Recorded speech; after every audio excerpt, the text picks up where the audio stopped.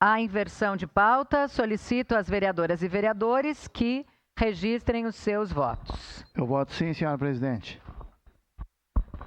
Voto sim, senhora presidente. Professor Vereador Zanquim. Sandro Fantinel vota sim. Vereador Voto sim, professor Zanquim senhora vota presidente. sim. Voto sim, Vereador senhora Lucas Dil vota sim. Voto sim, senhora presidente. Vereador Scalco vota sim. Voto sim, senhora presidente. Vereador Xuxa vota sim.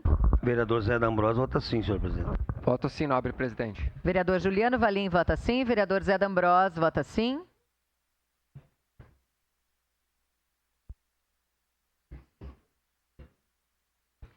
Encerrado o registro dos votos, encerrada a votação.